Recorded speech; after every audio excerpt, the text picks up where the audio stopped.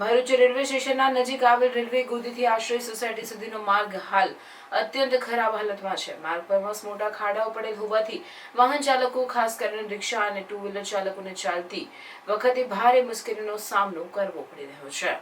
સ્થાનિક નાગરિકો જણાવે છે કે રસ્તાની હાલત એટલી ખરાબ છે કે કેટલીક જગ્યાએ રિક્ષા પલટી ખાઈ જવાની પણ શક્યતા રહી છે।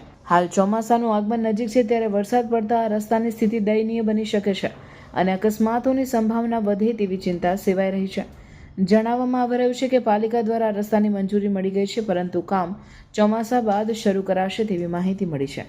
જોકે આ વિષય પર સ્થાનિક વિપક્ષના નેતા શમસાદ અલી સૈયદે માંગ કરી છે કે રોડ પર તાત્કાલિક કેમ્પર નાખી પેચવર્ક કરવામાં આવે અને મોટા ખાડાઓને પૂરવામાં આવે, જેથી લોકોને રાહત મળે।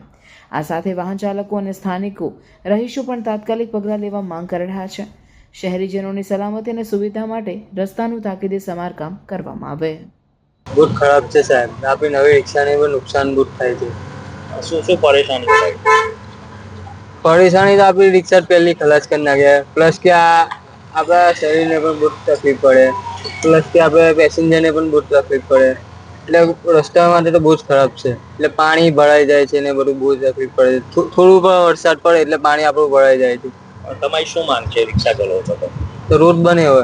મારી ઉંમર 55 વર્ષની છે અને કઈ ટાઈમથી આ રોડ પર સ્ટેશનથી આશ્રય નંદેલાવ રાણપુર ચાવજ ફરું છું અને આ રોડ ગોદી રોડ તદ્દન ખરાબ થઈ ગયો છે। બહુ જ ખાડા પડી ગયા છે અને રિક્ષા ચલાવતી, વાહન ચલાવતી વખતે કઈ છોકરાઓ પડી બી જાય છે ખાડાની અંદર।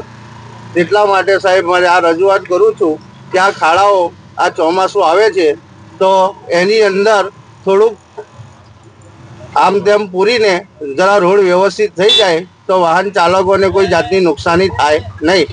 એ બદલ આટલું બોલું છું। જય હિન્દ, જય ભારત। ભરૂચના રેલવે ગોદીથી લઈને એલ્યુમિનિયમ ફેક્ટરી સુધીનો જે રસ્તો છે તે અત્યંત બિસ્માર છે। એ રસ્તા માટેની લોકો દ્વારા રજૂઆત આવેલ હતી। આજરોજ અમે અહીંયા સ્થળ મુલાકાતે આવેલા છે। નગરપાલિકા ખાતે પણ આ મુદ્દે રજૂઆત કરેલી છે।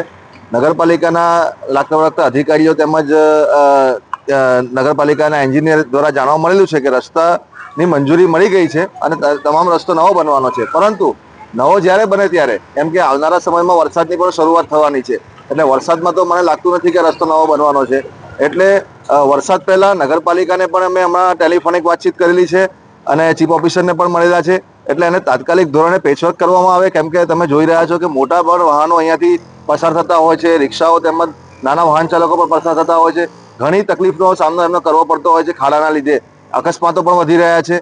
એટલે તાત્કાલિક તંત્ર આના ઉપર ધ્યાન આપે અને આ રસ્તાને તાત્કાલિક ધોરણે પેચવર્કની કામગીરી કરાવે અને જો કોન્ટ્રાક્ટરને વર્ક ઓર્ડર આપેલો હોય નવા રસ્તા માટેની પણ, તો એની માટે પણ પ્રોસેસ વહેલી તકે પૂર્ણ કરે।